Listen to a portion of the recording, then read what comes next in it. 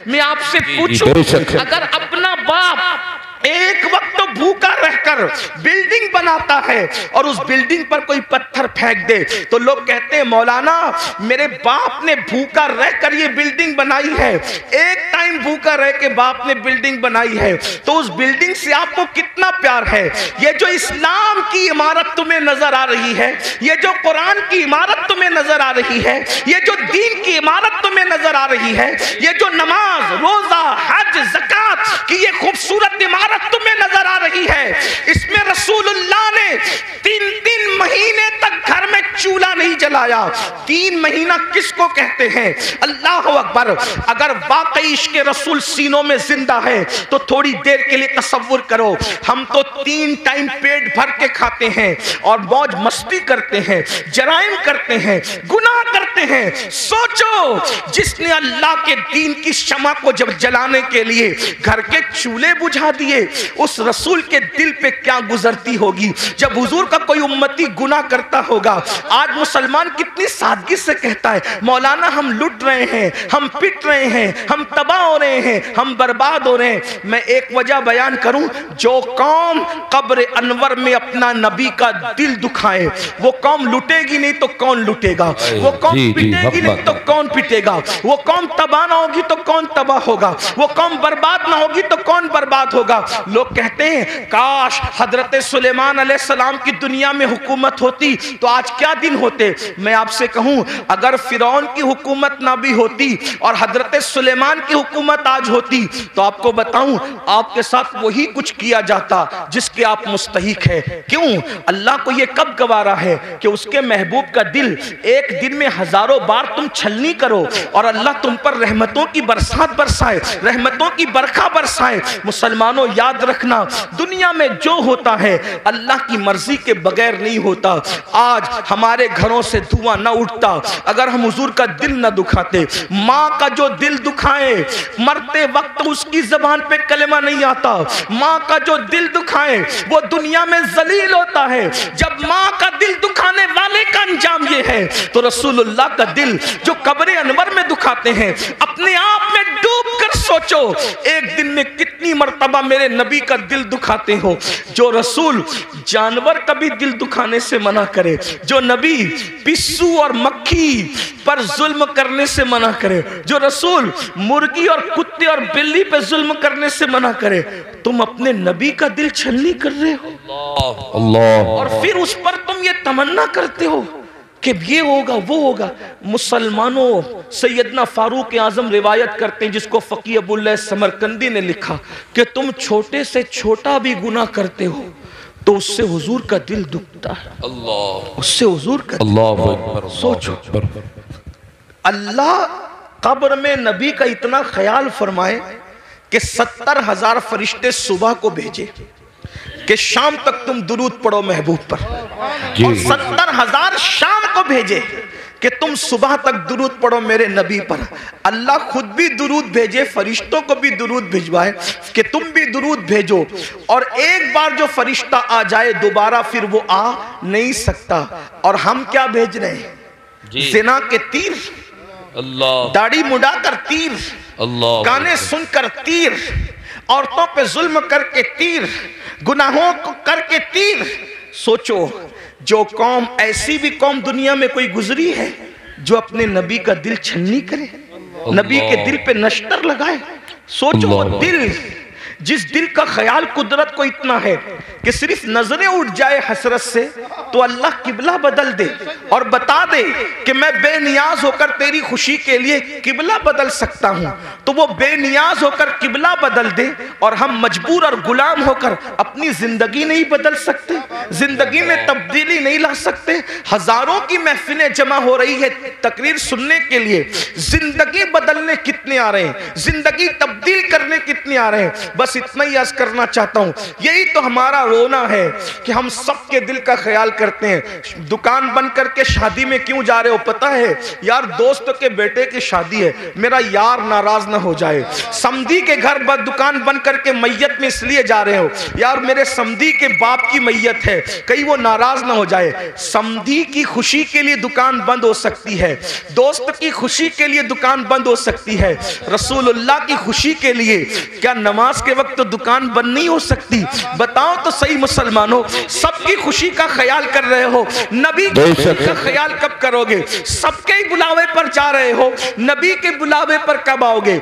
ये मौज़िन जो 5000 रुपये को तुमने रखा है, ये उसकी आवाज नहीं है, आवाज उसकी है, मगर वो नबी का नुमाइंदा बनकर तुम्हें बुला रहा है। हय्या अलस सलाह, आओ नमाज के लिए। उस आवाज को मामूली मत समझना, इसलिए कि वो रसूलुल्लाह का मुकर्रर करदा नुमाइंदा है जो 5 वक्त बुला रहा है। वरना अजान का मकसद तो सिर्फ इतना ही है, हय्या अलस सलाह, बस हय्या अलस सलाह के अलावा अजान का मकसद क्या है? मगर अजान शुरू कहां से होती है?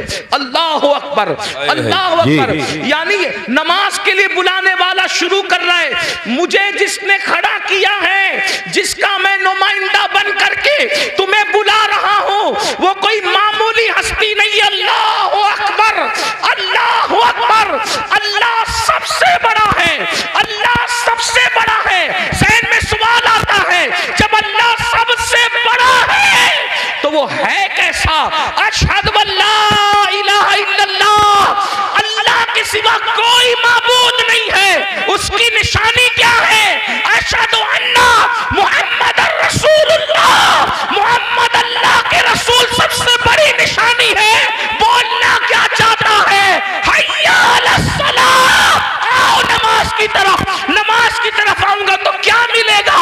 हय्या अलल फलाह, नमाज के लिए आना तेरा काम है, कामयाबी अता करना उसके करम पर। नारे तकबीर, नारे रिसालत, मसलके आला हज़रत औलादे रसूल हज़रत सैयद अमीरुल क़ादरी साहिब क़िबला।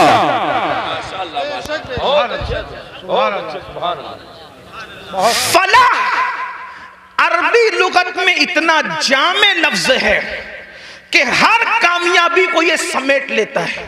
जिसमें हर कामयाबी आ जाए उसी को फलाह कहते हैं।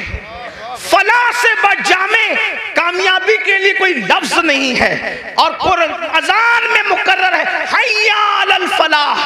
दौलत की कामयाबी चाहिए, नमाज की तरफ।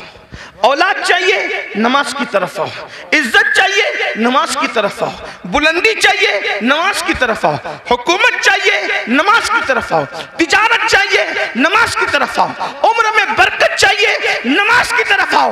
हत्ता के याद रखना, बड़े से बड़ा लीडर जमीन पर चमचे पालकर बाजारी इज्जत तो हासिल कर सकता है, मगर कब्र में इज्जत हासिल करना किसी के बस का नहीं है।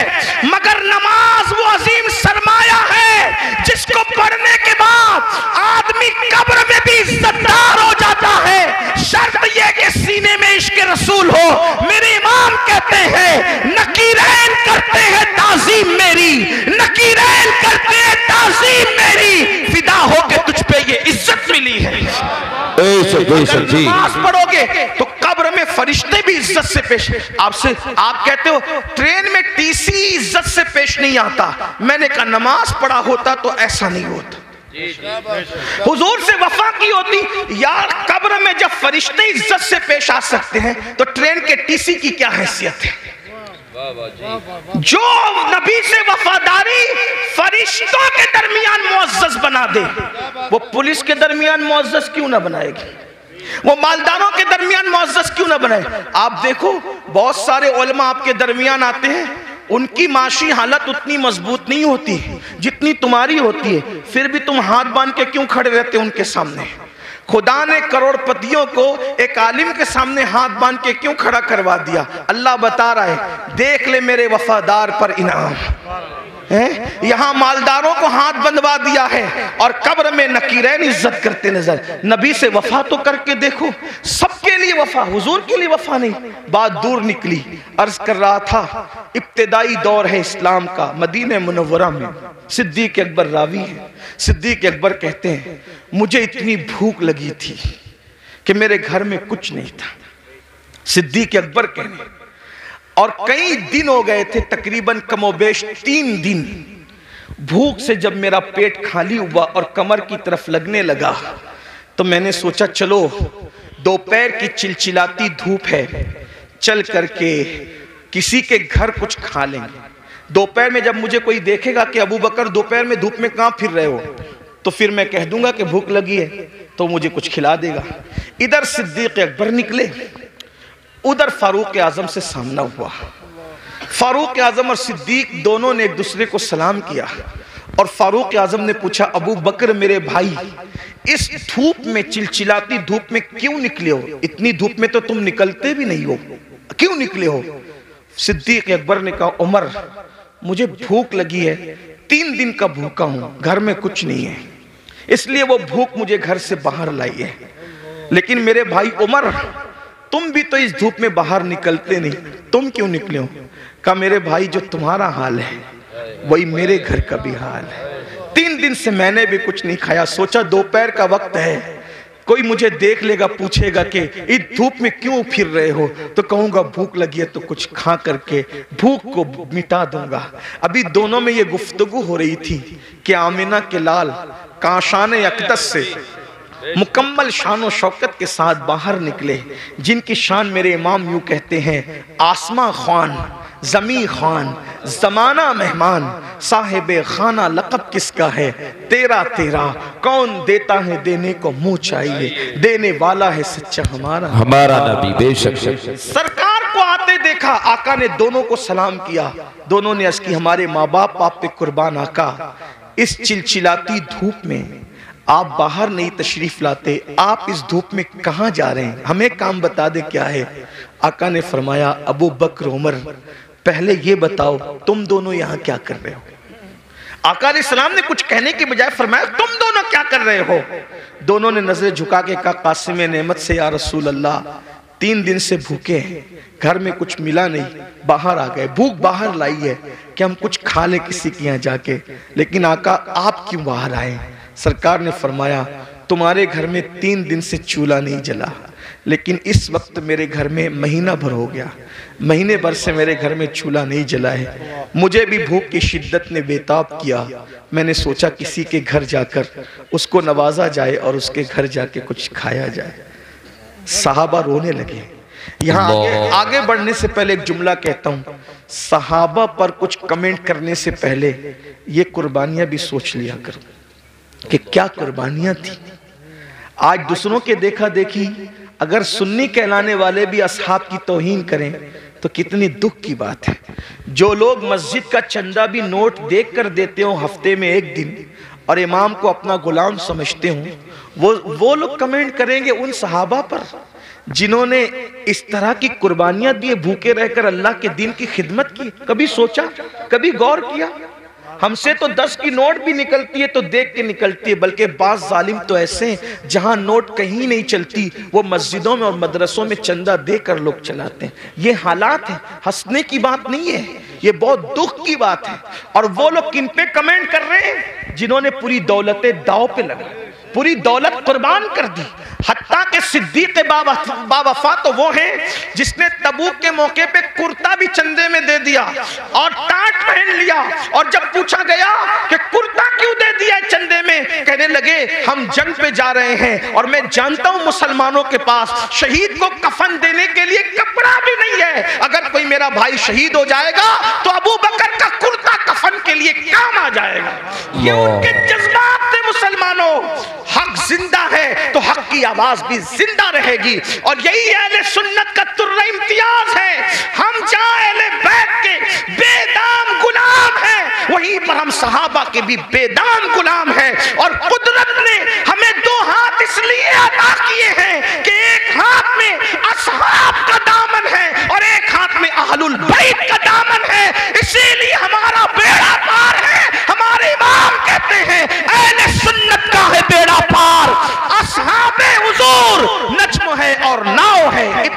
रसूलुल्लाह की। बेशक बेशक बेशक, सुभान अल्लाह सुभान अल्लाह। फारूक को आका ने फरमाया महीने भर से मेरे घर में चूल्हा नहीं जला, और जब निकले वहां से दोनों यार को लेकर एक सहाबी के बाग में पहुंचे। उसी बाग में उनका घर था। वो गए थे, बाग में खजूरें तोड़ रहे थे। उनकी बीवी को इत्तला मिली कि हुजूर आए हैं अपने दोनों यारों के साथ। जल्दी से शौहर को बुलाया। वो हुजूर की इत्तला सुनकर कुछ ताखीर से आए, यानी किस्म किस्म की खजूरें लेकर, ताकि हुजूर की मेज़बानी करें। हुजूर के आगे खजूरें रख दी और आका से अर्ज़ किया, आका थोड़ी देर इंतज़ार करें, मैं भी खाना बनाता हूँ। जल्दी से बकरी ज़बह की, और बकरी ज़बह करने के बाद जो है वो बोटियाँ रोटियाँ जौ की सामने रखा। अल्लाह के रसूल ने रोटियाँ और बोटियाँ देखी तो देखने के बाद खाना देखते रह गए। कासिम नेमत खाने को कुछ देर तक देखते रह गए। सहाबा ने अर्ज़ किया, आका जो है वो शुरू फरमाए, खाने का आगाज़ फरमाए। तो आका ने उस सहाबी जिसके घर में हुजूर बैठे थे कहा, अगर इजाज़त दो, हुजूर दुनिया को पैगाम दे रहे हैं। फरमाया अगर इजाज़त दो तो इस खाने से कुछ निकालना चाहता हूँ।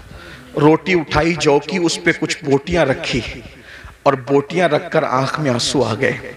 फरमाया कि जितने दिन से मैं भूखा हूँ उतने ही दिन से मेरी बेटी फातिमतुज़ ज़हरा भी भूखी है। जितने दिन से मेरे घर में चूल्हा नहीं जला है उतने ही दिन से मेरी बेटी फातिमा के घर चूल्हा नहीं जला है। जब ये ताज़ा खाना मेरे सामने आया तो मुझे मेरी बेटी फातिमतुज़ ज़हरा की भूख याद आ गई। एक काम करो, पहले उसे ले जाकर दे दो, मेरी बेटी खा ले, उसके बाद मैं खाऊंगा। और वो खाना जब सैयदा के घर पहुंचा, उसके बाद हुजूर ने खाना खाया। इतना पूरा वाक़या इतना लंबा चौड़ा बयान करने के लिए एक ही वजह थी कि एक जुमला बयान करना था। हुजूर ने वो खाना खाया, और खाने के बाद फिर हुजूर की आंख में आंसू आ गए। हुजूर रो पड़े। सहाबा ने पूछा, या रसूल अल्लाह, जब भूखे थे तो नहीं रोए आप, और आप अब खाना खा के क्यों रो रहे हैं? भाई रोना तो आदमी को भूखे पेट आएगा ना, कि मेरे पास खाना नहीं है। खा के रोने का मतलब क्या?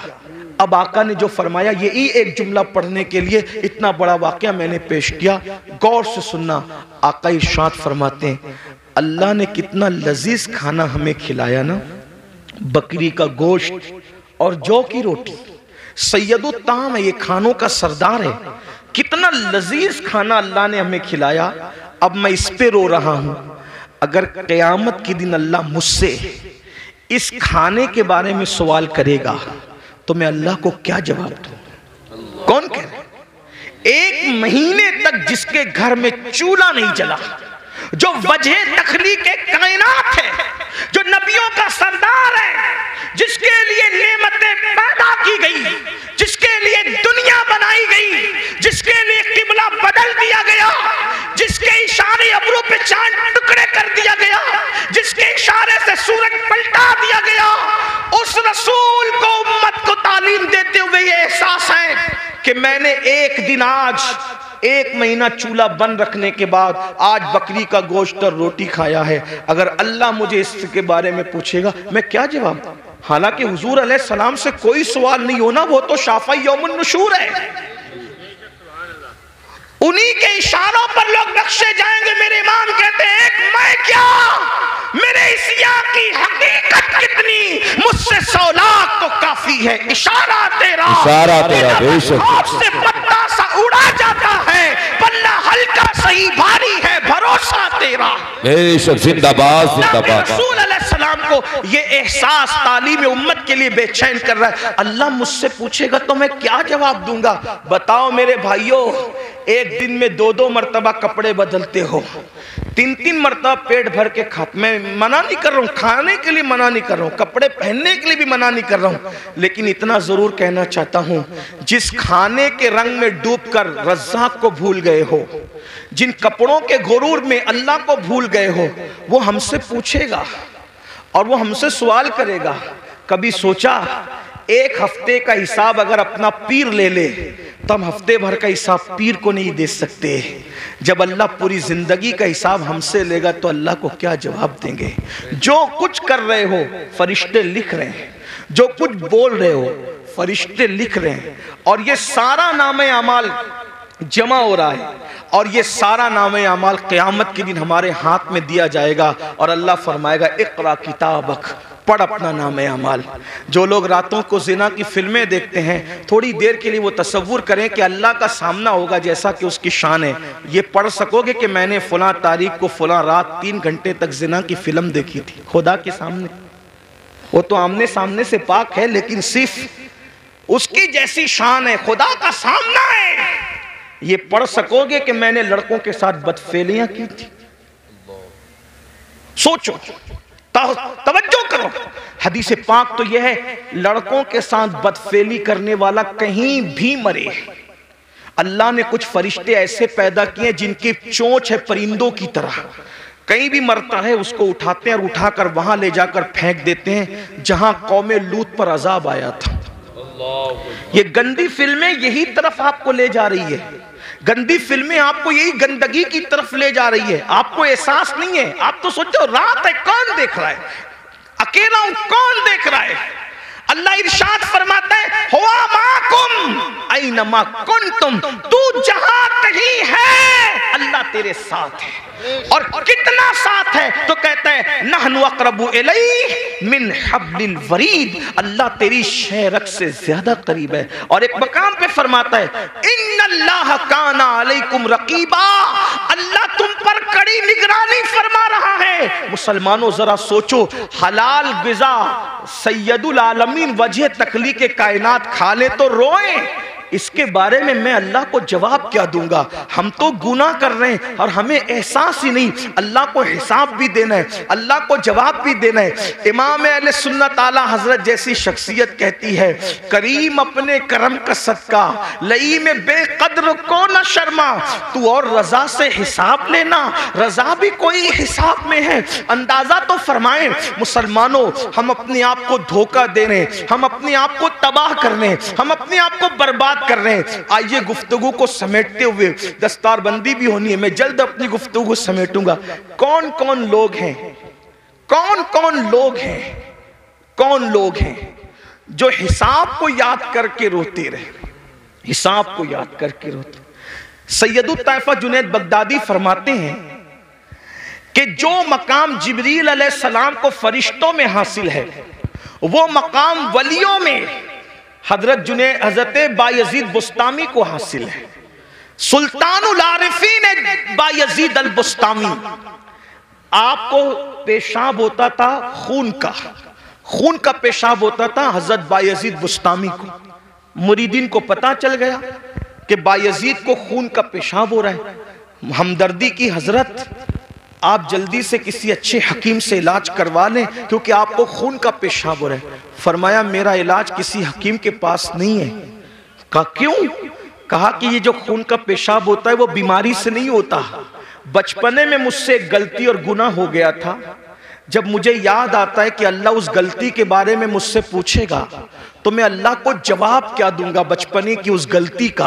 तो उस जवाब देने के तसव्वुर से मेरा जिगर अल्लाह के खौफ से पिघलने लगता है और पिघल पिघल कर पेशाब के रास्ते से बहता है। तो तुमको लगता है कि खून का पेशाब हो रहा है, खून का पेशाब नहीं हो रहा है, यौमे हिसाब के खौफ से मेरा जिगर पिघल पिघल करके बह रहा है।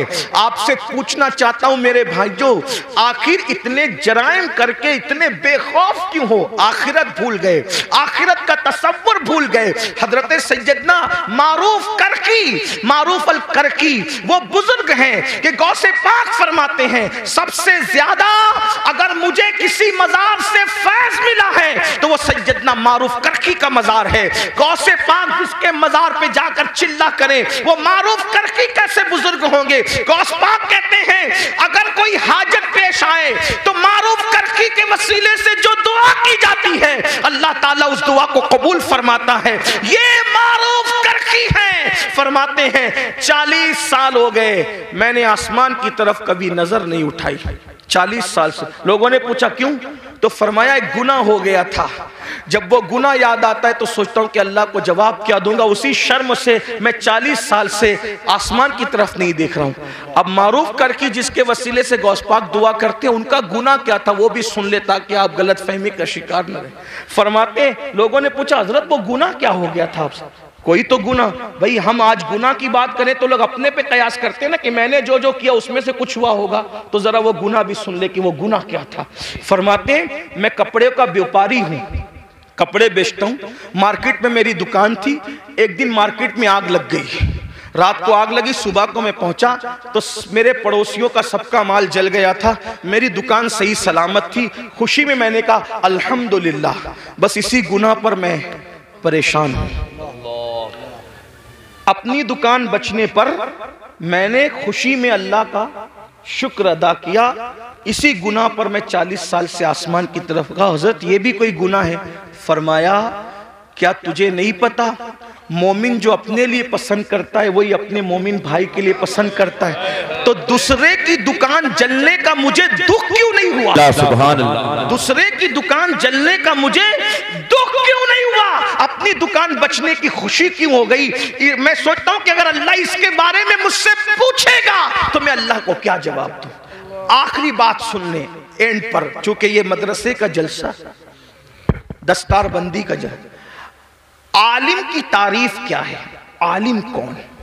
वो आलिम जिसको देखकर रसूलुल्लाह को देखने का फैज मिलता है, जिससे मुसाफा करके हुजूर को देखने से हुजूर से मुसाफा करने का फैज मिलता है, जिनके चेहरे को देखना इबादत, जिनके लिए चूंटियां बिलों में दुआ करती है, जिनके लिए मछलियां दरियाओं में दुआ करती है। ये कौन आलिम लोग हैं? किसी बड़े से बड़े मदरसे से पढ़ लें, आलिम नहीं बनता। कब तक? कुरान कहता है इन्नमा यख्शल्लाह मिन इबादिहिल उलमा, अल्लाह के बंदों में अल्लाह से डरने वाले उलमा हैं। यानी जब तक उसके दिल में अल्लाह का सच्चा खौफ और खशियत पैदा नहीं होगा, वो पढ़ा लिखा तो हो सकता है मगर वो आलिम नहीं होगा। आलिम होने के लिए दिल में अल्लाह का खौफ होना जरूरी, और जो जितना बड़ा आलिम होगा वो उतना ज्यादा अल्लाह से डरने वाला होगा, उसके दिल में उतना अल्लाह का खौफ होगा। अब आइए वो जो मेरे नौनिहाल आज दस्तार बंदी पाएंगे, उनको भी एक पैगाम और आपको भी। अपने जमाने के वो बड़े आलिम जिनको दुनिया इमामुल अइम्मा, सिराजुल उम्मा, काशिफुल गुम्मा, नौमान बिन साबित यानी इमाम आजम अबू हनीफा के नाम से हम जानते हैं, करोड़ों हनफियों का इमाम, और हनफियों में भी कौन? अब्दुल्ला इब्ने मुबारक का इमाम। अब्दुल्ला इब्ने मुबारक कौन? इमाम बुखारी के दादा उस्ताद। इमाम बुखारी के दादा उस्ताद का जो इमाम है उसे इमाम आजम कहते हैं। कौन इमाम आजम? दाता अली हुजवेरी का इमाम। कौन इमाम आजम? गरीब नवाज का इमाम। गरीब नवाज जिसके मुकल्लिद है वो इमाम आजम। महबूब इलाही जिसके मुकल्लिद है वो इमाम आजम। साबिर कलियर जिसके मुकल्लिद है वो इमाम आजम। ये शान है मेरे इमाम आजम की। इमाम आजम के बारे में आया कि जब वो कुरान पूरा करते थे तो निदा आती थी, हमने कबूल किया, तुझे बख्श दिया, तेरे मानने वालों को भी बख्श दिया। ये इमाम आजम अबू हनीफा। एक मर्तबा आपने नमाज पढ़ाई, इमाम आजम ने नमाज पढ़ाई, और नमाज में आपने सूरह जिलजाल की तिलावत की। इज़ा ज़ुलज़िलतिल अर्दु ज़िलज़ालहा व अख़रजतिल अर्दु अस्क़ालहा व क़ालल इंसानु मा लहा यौमइज़िन तुहद्दिसु अख़बारहा बिअन्न रब्बका औहा लहा। ये सूरह मुबारक पढ़ी और क़यामत का और यौम हिसाब का मंजर याद आ गया तो इमाम आजम अबू हनीफा की आंखों में आंसू आ गए। और जब इस पर पहुंचे, फ़मन यअमल मिस्क़ाल ज़र्रतिन खैरन यरह व मन यअमल मिस्क़ाल ज़र्रतिन शर्रन यरह। एक जर्रे के बराबर नेकी की होगी अल्लाह तुझे वो भी दिखा देगा, जर्रे बराबर बुराई की होगी अल्लाह वो भी दिखा देगा। रो पड़े और जब सलाम फेरा नमाज पूरी की तो दाढ़ी पकड़ कर कहते अल्लाह नौमान के बुढ़ापे पे रहम कर दे। तू नौमान से क्या पूछेगा और नौमान तुझे क्या जवाब दे। लीजिए हमारी महफिल के खुसूसी खतीब हमारे कायद, हमारे अमीर। नारे तकबीर, नारे रिसालत, मसलकी आला हजरत उलमाए अहले सुन्नत हजरत अल्लामा मुफ्ती शाकिर रज़ा नूरी, हजरत अल्लामा मुफ्ती शाकिर रज़ा नूरी। नारे तकबीर, नारे रिसालत, उलमाए अहले सुन्नत। माशाअल्लाह।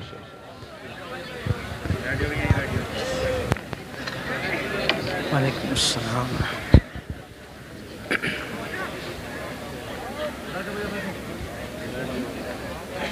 तशरीफ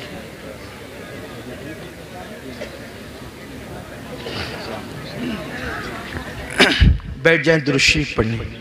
रब्बि सल्लि व सल्लिम दाइमन अबदा अला हबीबिका खैरुल खल्क़ि कुल्लिहिम सलातु व सलामुन अलैका या जद्दल हसन वल हुसैन। हज़रत तशरीफ़ ले आए। हज़रत का ये खिताब होगा, मैं मुख्तसर अल्फाज में अपनी बात मुकम्मल कर रहा हूँ। तो आइए हम उस खतीब को अब सुनना चाहते हैं जिसकी खिताबत ने इनकलाब पैदा किया दुनिया भर में। चंद अल्फाज में अपनी बात पूरी करता हूँ। जब आपने ये सूरह मुबारका का इख्तिताम पढ़ा, फमन यअमल मिस्काला ज़र्रतिन खैरन यरा व मन यअमल मिस्काला ज़र्रतिन शर्रन यरा। ज़र्रे बराबर अगर तूने नेकी की होगी अल्लाह तुझे वो भी दिखाएगा, ज़र्रा बराबर बुराई की होगी अल्लाह तुझे वो भी दिखाएगा। और फिर आप रो पड़े, पूरी नमाज रोते हुए गुजारी, और जब आप नमाज मुकम्मल कर चुके लोग उठ उठ करके चले गए तो आपने दाढ़ी पकड़ करके कहा, अल्लाह नोमान के बुढ़ापे पे रहम फरमा, तू नोमान से क्या पूछेगा और नोमान तुझे क्या जवाब देगा। इसी तरह रोते रहे। मस्जिद के जो मुअज्जिन थे वो चिराग जो वो बुझाने के लिए, दरवाजा बंद करने के लिए बार बार आते जाते रहे। आपके मोटे मोटे आंसू फर्श पर टपकते और इसी तरह आप रोते रहते। बिल आखिर जब पूरी रात रोने में गुजर गई और उसके बाद सुबह का वक्त आया, फज्र के वक्त का आगाज हो गया, फज्र के वक्त की इब्तिदा हो गई, तो फिर उसके बाद मुअज्जिन जो आपका शागिर्द भी था आके लौटने का सवाल ही पैदा नहीं होता। जब उसके पैरों की आहट सुनकर आपने अल्लाह अकबर मुड़ करके देखा तो शागिर्द खड़ा था। उससे फरमाया कि ये बता क्या मस्जिद बंद करने का वक्त आ गया? तो शागिर्द कहता है हुजूर मस्जिद बंद करने का नहीं, अब तो मस्जिद के दरवाजे खोलने का वक्त आ गया। सुबह हो गई है, फज्र हो गई है और आप रात भर जो है वो रोते रहे, आंसू बहाते रहे। मैं आता रहा जाता रहा, आता रहा जाता रहा। तो इमाम आजम फरमाते हैं क्या तूने मुझे रोते हुए देख लिया? तो वो कहता है हुजूर आप पूरी रात रो रहे थे। फरमाया तुझे अल्लाह की कसम देकर कहता हूं जब तक मैं जिंदा रहूं उस वक्त तक ये वाकया तू किसी से बयान मत करना कि नोमान आखिरत की फिक्र में रात रात भर रोते हैं, क्योंकि उसकी शान बेनियाजी से डर लगता है कहीं ऐसा ना हो जाए कि ये कह दिया जाए नोमान हमारे लिए रोता था और सुबह को उसकी तशहीर कर दिया करता था। अल्लाह अकबर, अल्लाह अकबर। आप अंदाजा फरमाए मेरे आका सल्लल्लाहु अलैहि वसल्लम के दीवानों, जिनके मुकल्लिदीन में दाता अली हुजवेरी जैसे, गरीब नवाज जैसे, अब्दुल्ला इब्न मुबारक जैसे, दाऊद ताई जैसे लोग जिनके मुकल्लिदीन में हो, वो लोग आखिरत को याद करके इस तरह रो रहे हैं। और यहाँ हाल ये है 5 कलमे भी याद नहीं, नमाज का तरीका भी याद नहीं, गर्मी में इस्तिंजा की सुन्नतें क्या है और सर्दी में क्या है, किस तरह से गर्मी और सर्दी के अहकामात बदलते हैं, हमें ये भी शऊर नहीं है।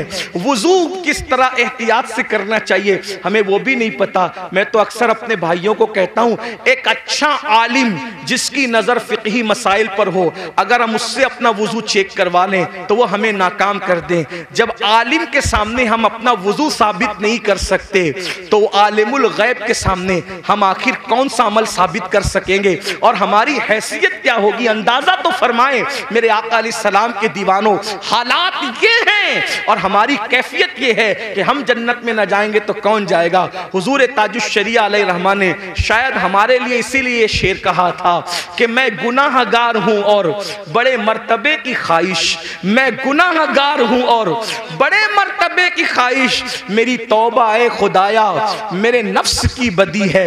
हमारा हाल ये है, अल्लाह अकबर। इसलिए मेरे भाइयों, इतने जराइम करके हम जो बेहिसाब जन्नत के ख्वाब देख रहे हैं, कहीं ना कहीं हम खुशफहमी का शिकार है। और याद रखना, जिसके पास जितना इल्म आएगा उसके पास अल्लाह की उतनी खशियत आएगी, उतना खौफ आएगा। हम आखिरत को, हिसाब के दिन को भूल गए। कुरान कहता है अयहसबुल इंसानु अन युत्रका सुदा, क्या तुम ये तसव्वुर करते हो तुमसे हिसाब नहीं लिया जाएगा? सबसे हिसाब लिया, जिससे चाहेंगे हिसाब लेंगे। और याद रखना, हमारे गुनाह तो बहुत दूर की बात है, अगर वो हमारे गुनाहों की बजाय हमारी नेकियों का भी हिसाब ले ले तो हम नेकियों के बारे में भी जवाब नहीं दे सकते। मोहम्मद अरबी कहते हैं कि इनके अंदर जान पड़ जाएगी, जो हड्डियां पिघल चुकी हैं जमीन के अंदर, क्या उनको फिर से दोबारा जिंदा किया जाएगा? कुरान ने अलग अलग रंग में मरने के बाद उठने की दलीलें पेश की। एक मकाम पर तो ये फरमाया कि जिसने पहली मर्तबा पैदा किया उसको दूसरी मर्तबा पैदा करने में क्या हर्ज है? पहली मर्तबा भी तो उसी ने पैदा किया। बल्कि कहीं पर फरमाया कि तुम लोग इनकार करते हो, कैफ़ तकफुरून बिल्लाहि अमवात, कि तुम इनकार करते हो, अल्लाह का इनकार करते हो जबकि तुम मुर्दा थे, जबकि तुम मुर्दा थे। फिर अल्लाह रब्बुल इज्जत दलील देता है कि फिर उसने तुम्हें जिंदा किया और फिर तुम्हें मारेगा, और अल्लाह तबारक व ताला फिर तुम्हें जिंदा फरमाएगा। अलग अलग अंदाज से कुरान मुकद्दस ने जो है वो बासे बादल मौत के अकीदे को बहुत वजाहत के साथ बयान फरमाया। और ये हमारा बुनियादी अकीदा है। जैसे अल्लाह का इनकार करने वाला मुसलमान नहीं रह जाता, वैसे मरने के बाद उठाए जाने का इनकार करने वाला भी मुसलमान नहीं रह जाता। ये अकीदा आखिरत इतना जरूरी है, और कहीं ना कहीं इस अकीदे को हम अपने दिलो दिमाग के अंदर अमली तौर पर मध्यम कर रहे हैं या उसको भूलते जा रहे हैं। पूरी दुनिया के अंदर आप जायजा ले लें कि जितने भी जराइम हैं, जितने भी गुनाह हैं, सबका जो बुनियादी तौर पर उसकी वजह अगर नजर आएगी तो ये कि इंसान मरने के बाद उठाए जाने का जो बुनियादी अकीदा है उसको भूलता जा रहा है, उसको फरामोश करता जा रहा है। अगर दुनिया के अंदर बदकारी आम हो रही है तो कहीं ना कहीं सबसे बड़ी वजह यह है कि मरने के बाद उठना और उठने के बाद जवाब देना, उसका अकीदा कहीं ना कहीं दिलों के अंदर मध्यम पड़ता जा रहा है। इसलिए कि जब एक इंसान ये सोच ले, अल्लाह अकबर, सिर्फ एक छोटा सा बच्चा ये सोच ले कि मेरे इम्तिहान होने वाले हैं, तो बच्चा भी बुजुर्गों से मिलता है। वो बच्चा जिसका पूरा अकीदतों का महवर चॉकलेट है, जिसकी पूरी मोहब्बतों का महवर खिलौना है, लेकिन जब इम्तिहानात के दिनों में मिलता है तो अपने बुजुर्गों को कहता है दुआ करिए कि मैं पास हो जाऊं, दुआ करिए कि मुझे कामयाबी मिल जाए। मुझे बताएं, अगर इम्तिहान पर यकीन एक छोटे से बच्चे को हो जाए तो वो बच्चा भी उसकी फिक्र करने लगता है कि नतीजा क्या आएगा। मुसलमानों बताओ तो सही, अगर बच्चे को इम्तिहान का यकीन हो जाए और फेल होने और पास होने के फवायद और नुकसानात पता चल जाए तो वो बच्चा पूरी ताकत झोंक देता है कि मैं किसी तरह से इम्तिहान में कामयाब हो जाऊं। छोटे बच्चे इम्तिहान के दिनों में खेलना कूदना छोड़ देते हैं, रातों को स्टडी करने लगते हैं, रात जगना शुरू कर देते हैं। अल्लाह अकबर, क्या हम अपने बच्चों से भी गैर गुजरे हो गए? उन्हें इम्तिहान के ख्याल ने खेलने से बाज रखा है, उन्हें इम्तिहान के ख्याल ने कूदने से बाज रखा है, उन्हें इम्तिहान के ख्याल ने सोने से बाज रखा है। मुसलमानों, अपना भी तो एक इम्तिहान होने वाला है, और इम्तिहान लेने वाला एग्जामिनर कौन है? वो अल्लाह रब्बुल इज्जत है, और वो खुद फरमाता है अयहसबुल इंसानु अन युत्रका सुदा, क्या इंसान ये तसव्वुर करता है कि उससे हिसाब नहीं लिया जाएगा? नहीं नहीं, बल्कि इंसान तुझसे हिसाब लिया जाएगा। अल्लाह अकबर, अंदाजा फरमाए और हिसाब कौन लेगा? अल्लाह तबारक व तआला। दुनिया का एग्जामिनर अल्लाह अकबर रिश्वत ले करके इंसान को छोड़ सकता है। दुनिया का एग्जामिनर दबाव में आकर के कुछ नंबरात बढ़ा सकता है, लेकिन वो एग्जामिनर तो ऐसा है, अल्लाह अकबर, उसकी शान बेनियाजी का अंदाजा करो। अब जरा तवज्जो फरमाना, उसकी शान बेनियाजी का अंदाजा करो। वो कैसा इम्तिहान लेने वाला है, वो कैसा सवाल पूछने वाला है, वो कैसा हिसाब लेने वाला है। अल्लाह अकबर कि अगर मासूम शजरे ममनुआ को हाथ में ले ले तो वो उस मासूम से अपनी गैरत की बुनियाद पर उसके कपड़े भी वापस ले लेता है, उसको जन्नत से भी निकाल देता है। और अल्लाह अकबर फिर वो मासूम 200 साल तक के दुआएं करता है, पुकारता है। तो शान बेनियाजी का आलम यह है कि उसको 200 साल तक जवाब भी नहीं दिया जाता। अल्लाह अल्लाह, अहले सुन्नत के एतबार से हमारा अकीदा यह है कि अल्लाह आदम से नाराज न हुआ था। हजरत आदम ने कोई खता भी नहीं की थी, हजरत आदम ने कोई गुनाह भी नहीं किया था, बल्कि आदम से तो लग़्ज़िश पैगंबराना वाक़ई हुई थी, लग़्ज़िश मासूमियत वाक़ई हुई थी। उसके बावजूद भी उस पहले इंसान को जन्नत से निकाल कर कपड़े वापस लेकर, जरा यहां पर मैं आप सबकी तवज्जो चाहता हूं, इब्ने अब्बास से लेकर मुफ्ती अहमद यार खान नईमी तक आप किसी की भी तफसीर उठा करके पढ़ लें। हजरत आदम को सिर्फ जन्नत से बाहर नहीं किया गया, बल्कि जन्नत का लिबास भी वापस ले लिया गया। थोड़ी देर जरा तवज्जो करें, जिसको मस्जिद मलाइका बनाया जाता है, जिसको अपने हाथों से तख्लीक किया जाता है, जिसकी तख्लीक अपने हाथों से की जाती है, जब गैरत पर आते हैं और शान बेनियाजी का इजहार करते हैं तो कपड़े तक वापस ले लेते हैं, ताकि आगाह हो जाओ, हमारे रहीम और करीम होने पर धोखा मत खाना, हमारी गैरत का भी अंदाजा कर लो। जब मासूम मस्जिद मलाइका बनाने के बाद जन्नत से बाहर जा रहे हैं, और सिर्फ जन्नत ही से नहीं जा रहे हैं बल्कि कपड़े भी वापस दिए जा रहे हैं, तो बताओ तुम्हारी हैसियत क्या है, तुम्हारा क्या अंजाम होगा, तुम कहां रहोगे? और फिर कोई खता भी नहीं है, कोई गुनाह भी नहीं है, लग़्ज़िश पैगंबराना है, उस पर जब गैरत का इजहार ये है। अब मुझे बताओ मेरे भाइयों, जो लोग जिना करते हैं और जिना के बाद वो इस खुशफहमी में मुब्तला है कि नहीं मौलाना अल्लाह करीम है, अल्लाह रहीम है, वो हमें जन्नत ही में दाखिल फरमाएगा।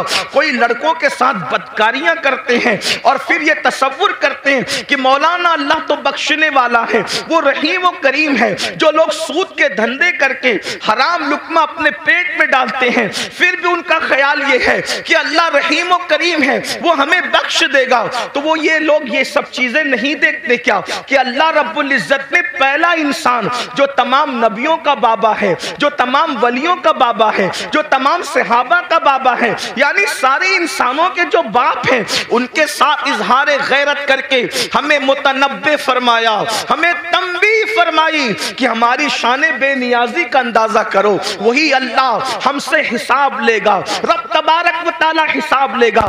अब बताओ मुसलमानों, हमने हिसाब की क्या तैयारी की है? अच्छा पर्चा भी आउट कर, अल्लाह हमसे क्या पूछेगा, क्या क्या पूछेगा? तो कुरान कहता है फमन यामल मिस्काला ज़र्रतिन खैरन यरा वमन यामल मिस्काला ज़र्रतिन शर्रन यरा। एक जर्रा बराबर नेकी की होगी, अल्लाह तुमसे वो भी पूछेगा। जर्रा बराबर जुर्म किया होगा, अल्लाह तुमसे वो भी पूछेगा। आइए, मुझे बहुत पूछने पर बहुत बड़ी बात याद आ गई है, आप सबकी तवज्जो चाहता हूं। बहुत खूबसूरत अंदाज में आप लोग सुन रहे हैं, तो दिल चाहता है कि कुछ खूबसूरत बातें आपके सामने खोली जाए, क्योंकि आप अच्छे से सुन रहे हैं, इसलिए कि जहां मजमा सुनने वाला हो तो दिल चाहता है कि कुछ दिल की बातें कही जाए। यूं तो सुनने के लिए सभी आते हैं, लेकिन आपका बड़ा अच्छा अंदाज है सुनने का।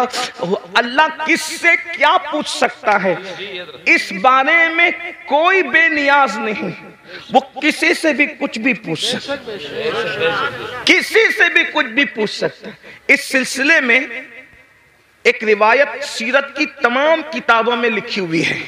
अब बहुत ध्यान से सुनना, आने जाने वालों पर ध्यान देने की बजाय अब आप मेरी गुफ्तगू की तरफ ध्यान दें। सीरत की किताबों में सब ने ये वाकया लिखा है। इब्ने इसहाक को भी ले लें और उनके बाद सारे सीरत निगार कमोबेश अल्फाज की कमी ज्यादती के हवाले से, लेकिन वाकया यही है जिसका मफहूम पेश किया जा रहा है।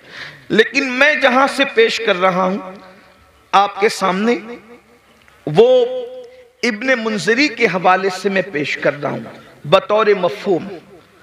अब गौर करें, इस रिवायत के रावी है सैयदना सिद्दीक अकबर रदी अल्लाह ताला, अफजलुल बशर बादल अंबिया बितहकीक सैयदना सिद्दीक अकबर रदी अल्लाह ताला।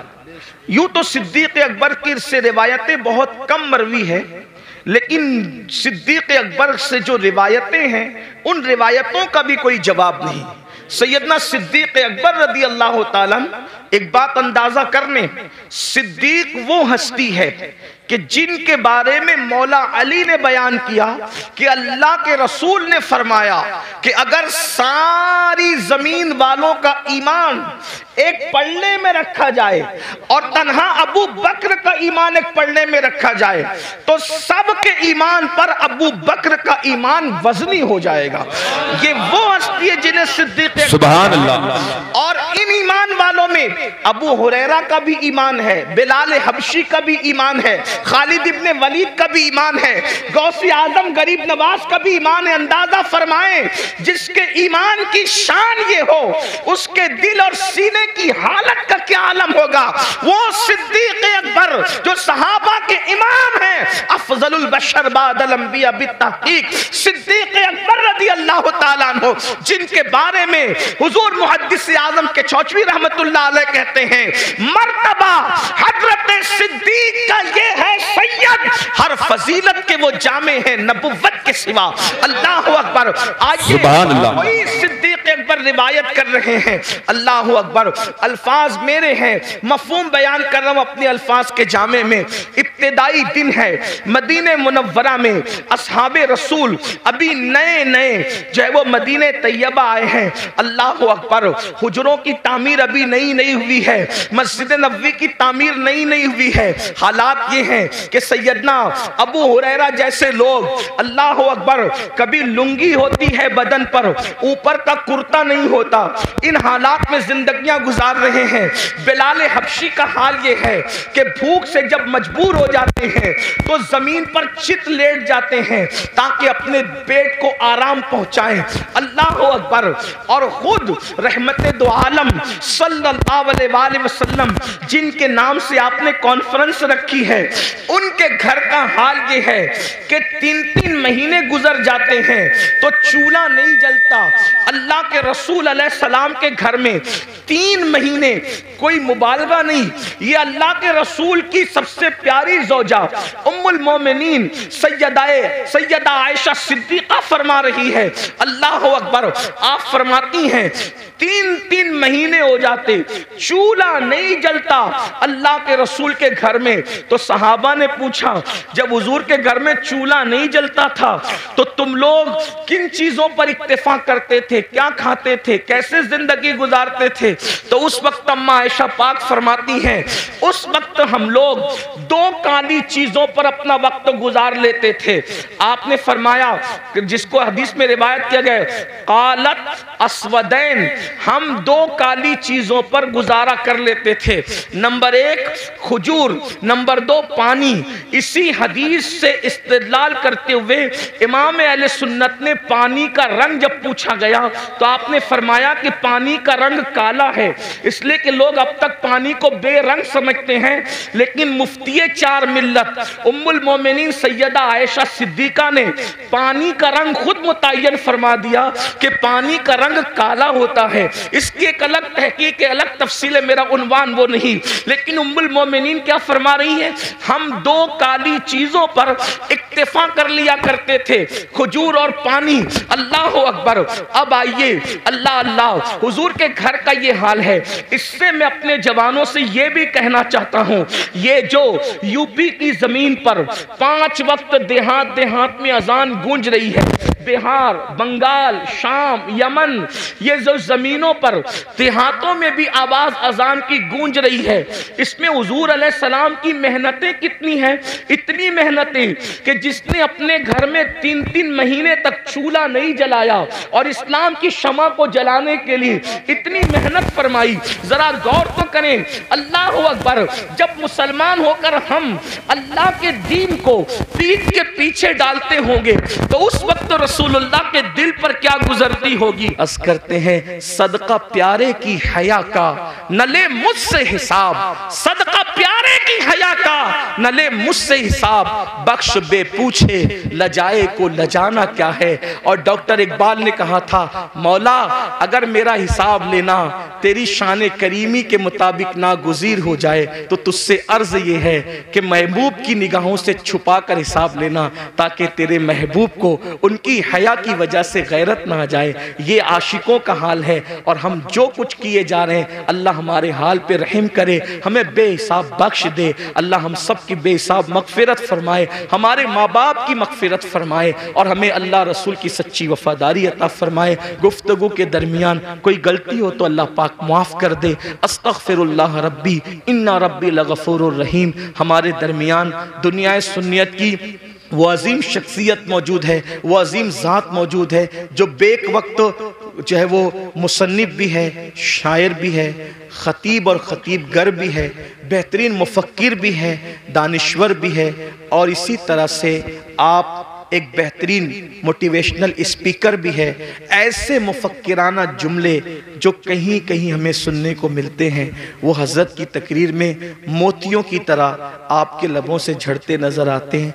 आज माशाअल्लाह एक ऐसी शख्सियत जिसने इंसान साजी में अपने असलाफ के नक्शे कदम पर चलकर बड़े कारनामे अंजाम दिए, जिसकी एक आवाज़ पर वादी नूर के अंदर लाखों आशिकाने रसूल का हुजूम नज़र आता है। आइए वही हस्ती हमारे दरमियान है।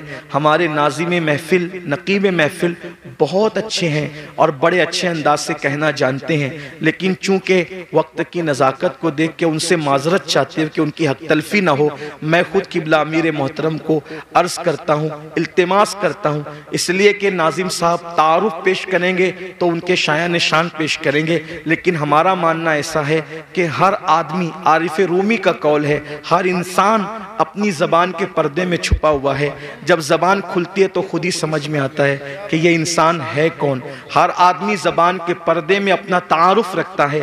तो आइए अब हम हज़रत की बारगाह में इल्तिमास करते, इल्तिमास ही कर सकते हैं कि अपने ज़बान को जुम्बिश दें और वो जवाहिर पारे जो आपने अपने असलाफ की सोहबत में बैठकर हासिल किए, वो दर्द दिल जो आपने अपने बुजुर्गों से हासिल किया, वो सोज़े दुनू जो आपने अपने बुजुर्गों से पाया, हम सब के दरमियान बिखेरें और बिखेर कर हम सबको मुस्तफ़ीज़ और मुस्तनीर फरमाएं। आइए हज़रत किबला अमीर मोहतरम का इस्तकबाल हुज़ूर सैयदुल उलमा महरवी रहमतुल्लाह अलैह के चंद मिसरों से हम करते हैं कि किसी की जय विजय हम क्यों पुकारे, क्या गरज हमको, हमें काफ़ी है सैयद अपना नारा या रसूल अल्लाह। शुक्र की नीयत के साथ अल्लाह का जिक्र बुलंद कर लें और तकबीर और रिसालत बुलंद करें। नारे तकबीर, नारे रिसालत, नारे रिसालत। उम्मीद है आप गुफ्तगू संजीदगी से सुनेंगे और इंशाअल्लाह बादहू आप दस्तारबंदी की महफिल में भी शरीक रहेंगे और इंशाअल्लाह उसके बाद हुज़ूर किबला अमीर सुन्नी दावत इस्लामी सिलसिले कादरिया बरकातिया नूरिया के शेख तरीक़त भी है, जो हज़रात मुरीद होना चाहते हैं हज़रत से मुरीद भी होंगे। हज़रत से गुजारिश तशरीफ़।